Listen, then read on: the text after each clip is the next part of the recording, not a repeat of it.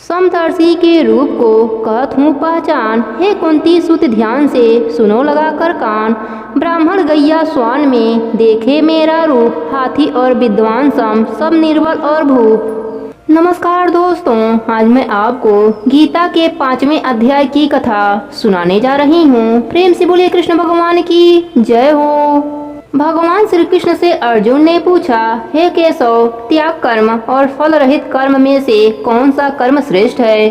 आपने इन दोनों ही कर्मों की श्रेष्ठता का वखान किया है, फिर भी इनमें से अति कल्याणकारी कर्म कौन सा है जिसमें मेरा कल्याण हो सके, वह आप मुझे बताइए।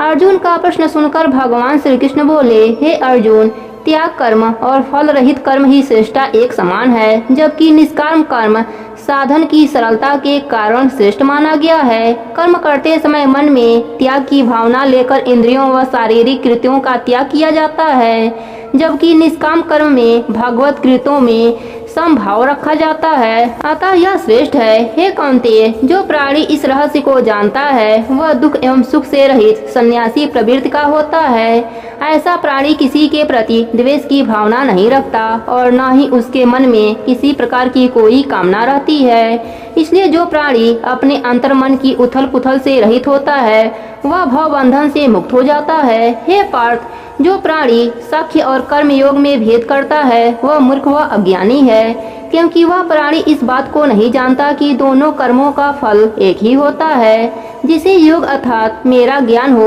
उसके लिए गोष्ठ एवं कथा वार्ता करना कोई कठिन कार्य नहीं है। यह भिन्न नहीं है, एक ही है और इसका फल भी एक है। जो स्थान साख्य योगी पाता है वही स्थान कर्म योगी भी पाता है। जिन प्राणियों ने साख्य योग और कर्म योग को एक समान माना है उन्होंने यथार्थ को पहचाना है। हे धनुर्धर, संसार के मोह तथा सभी कर्मों को देह और मन से त्यागने का ही नाम संन्यास है।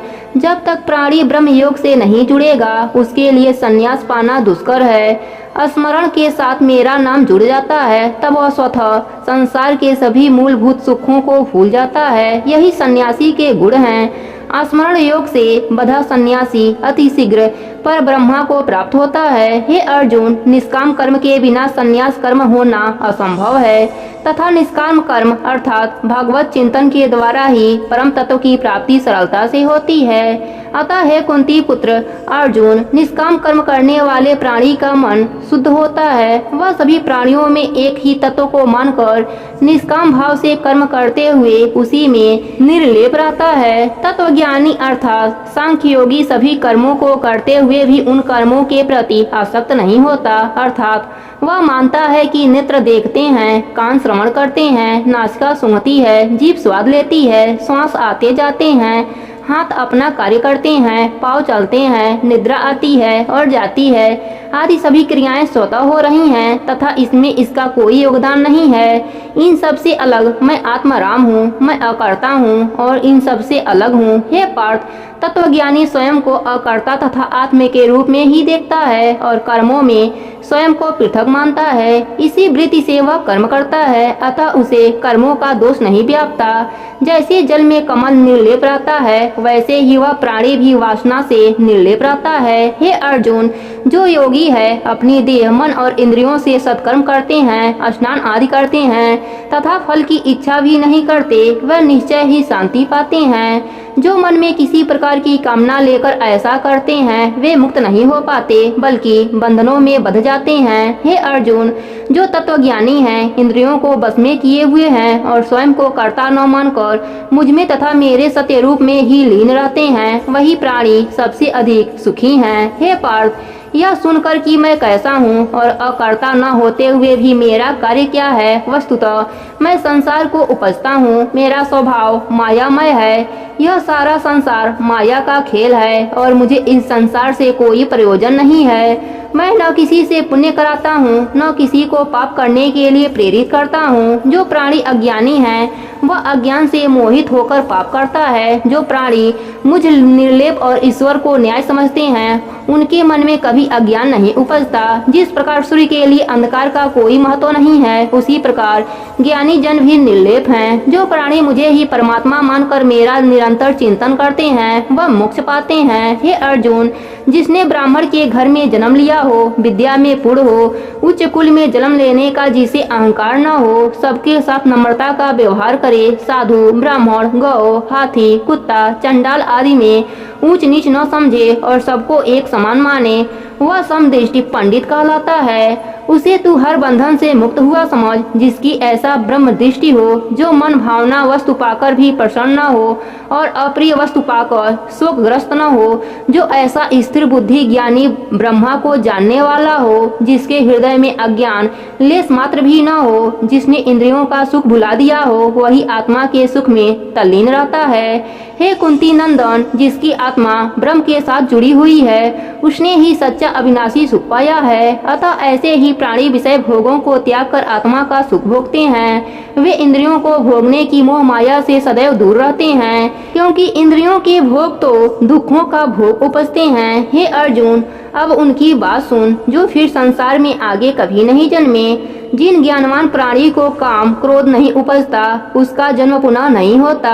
जिसने योग की युक्ति जान ली, वही प्राणी संसार में सुखी भी है। हे पार्थ, जो योगी आत्मा के सुख से सुखी हैं, जो अंतरात्मा के आनंद से आनंदित रहते हैं और अंतर ज्योति से ही प्रकाशमान हैं, वे ब्रह्म रूप होकर ब्रह्मा को प्राप्त होते हैं। हे अर्जुन, जो सृष्टिगण प्रपंचों से विमुख होकर इंद्रियों को बस में करके भावों के मध्य ध्यान केंद्रित करके प्राण वायु और अपान वायु को अपने अंदर समाकर मन, विवेक तथा इंद्रियों को जीत लेता है और क्रोध को त्याग कर सदैव ब्रह्म का ध्यान करता है, उसे ही मोक्ष की प्राप्ति होती है। हे कौन्तेय, जो सच्चे हृदय से अपना सब कुछ मुझे अर्पण करके मेरी भक्ति में लीन होता है, मुझे ही सर्वव्यापी मानता है, यज्ञ तप तथा सभी प्राणियों में मुझे ही देखता है, वह आत्मस्वरूप का ज्ञान पाकर परम शांति पाता है, क्योंकि मैं ही उसका सब कुछ हूँ। वह सृष्टि के हर पदार्थ में मेरे ही दर्शन पाकर प्रत्येक सुख की प्राप्ति करता है। प्रेम से बोले कृष्ण भगवान की जय हो। अब सुनते हैं 5वें अध्याय का महात्म्य। विष्णु जी बोले, हे लक्ष्मी, अब मैं तुम्हें 5वें अध्याय का महात्म बताता हूँ। पुरातन नगर में एक ब्राह्मण रहता था। वह अपना धर्म भ्रष्ट कर बैठा, क्योंकि उसकी संगत अच्छी नहीं थी। वह मांस मदिरा सेवन के साथ साथ जुआ भी खेलता था। उसके भाइयों ने उसका व्यवहार देखकर उसे त्याग दिया। वह उस नगर को छोड़कर किसी दूसरे नगर में चला गया। संयोगवश उस ब्राह्मण को वहाँ के राजा के यहाँ नौकरी मिल गई। धीरे धीरे ब्राह्मण ने राजा के साथ निकटता बढ़ाई। वह लोगों के विषय में सच्ची झूठी बातें बताकर काफी धनवान और राजा का विश्वास पात्र बन गया। काफी धन एकत्रित हो जाने के पश्चात उसने शादी भी कर ली। जैसा ब्राह्मण स्वयं था, वैसी ही उसे स्त्री मिली। पहले तो उसने स्थिति के साथ समझौता करना चाहा, लेकिन जब ब्राह्मण को पता चला कि उसकी स्त्री बेविचारणी है, तो वह उसे मारने पीटने लगा। वह उसे रोज पीटता था, लेकिन उसमें कोई सुधार नहीं आता। एक दिन ब्राह्मण की स्त्री ने दुखी होकर उसको विष दे दिया। ब्राह्मण ने मानव देह को त्याग कर गिद्ध योनि में जन्म लिया। कुछ समय पश्चात ब्राह्मण की स्त्री भी मर गई और उसने तोती की योनि में जन्म लिया। वह वन में एक तोते के साथ उसकी स्त्री के रूप में रहने लगी। एक दिन तोती ने तोते से पूछा, हे स्वामी, तुमने तोते की योनि में जन्म क्यों पाया? तोते ने कहा, प्रिय, मैंने पिछले जन्म में ब्राह्मण था। मेरा गुरु बड़ा ही विद्वान था, लेकिन मैं उसकी आज्ञा नहीं मानता था। मैं अपने गुरु का अकेला शिष्य नहीं था, दूसरे और भी शिष्य थे। जब गुरुजी किसी अन्य शिष्य को पढ़ाते तो मैं बीच में ही बोल पड़ता था। मेरी इस बुरी आदत के लिए उन्होंने मुझे कई बार डांटा, मगर मैं अपनी इस आदत को छोड़ नहीं पाया। एक दिन क्रोधित होकर उन्होंने मुझे श्राप दिया कि अगले जन्म में तू तोते की योनि में पैदा होगा। इस प्रकार अपने गुरु की आज्ञा की अवहेलना के कारण मैंने तोते का जन्म पाया।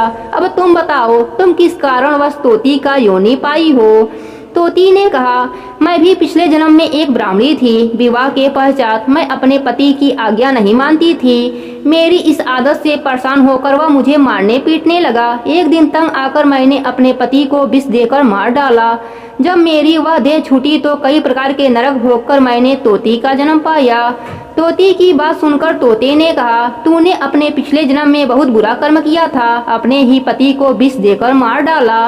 तोते की बात सुनकर तोती ने कहा, अपने इस दुष्कर्म की वजह से नरक की आग भी मैंने ही बर्दाश्त की है, लेकिन अब मैं तुम्हारी स्त्री हूँ। इसके पश्चात उन दोनों का वार्तालाप यहीं समाप्त हो गया। एक दिन तोती वन में अकेली बैठी थी। तभी वह गिद्ध वहां आया। गिद्ध ने तोती को पहचान लिया कि यह मेरे पिछले जन्म की पत्नी है, जिसने विष देकर मेरी जान ली थी। गिद्ध तोती को मारने के लिए झपटा, लेकिन तोती एक ओर हटकर उड़ने लगी। गिद्ध उसके पीछे लगा हुआ था। तोती थककर एक शमशान भूमि पर गिर पड़ी।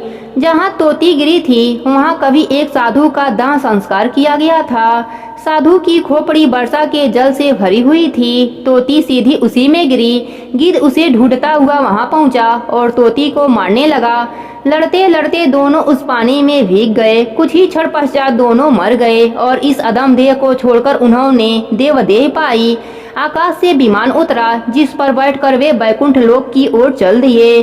उस गिद्ध ने तोती से पूछा, हे तोती, यह कौन सा पुण्य सामने आ गया जो हमें बैकुंठ ले जा रहा है? इस पर तोती ने कहा, हम दोनों ने तो कोई पुण्य कर्म नहीं किया। मैं ऐसे किसी पुण्य कर्म को नहीं जानती हूँ। कुछ देर के बाद वे दोनों धर्मराज पुरी पहुँचे। धर्मराज ने उन्हें परम धाम भेजने का आदेश दिया। तब तोती और गिद्ध ने धर्मराज जी से पूछा, हे श्रेष्ठ धर्मराज, हम दोनों ने पूरी आयु दुष्ट कर्म ही किया है, फिर भी हमें मोक्ष की प्राप्ति हो रही है। बताइए, हमारा ऐसा कौन सा पुण्य उदय हो गया है? तब धर्मराज जी बोले, हे प्राणियों, तुम दोनों जिस मानव की खोपड़ी में भरे जल से भीगे हो, उसी जल के कारण तुमने अपनी अपनी अदम देह त्यागी है। वह एक तपस्वी साधु की खोपड़ी थी। वह ब्रह्म ज्ञाता था और नित्य प्रतिदिन स्नान के पश्चात गीता के 5वें अध्याय का पाठ किया करता था। गीता के 5वें अध्याय का फल उस साधु की खोपड़ी के पानी द्वारा तुम तक पहुंचा। उसी के फल स्वरूप तुम्हें परम धाम की प्राप्ति हो रही है। कथा कहने के बाद भगवान विष्णु बोले, हे लक्ष्मी, गीता के 5वें अध्याय की महिमा और महात्म्य सर्वाधिक है। प्रेम से बोले विष्णु भगवान की जय हो, लक्ष्मी माता की जय हो।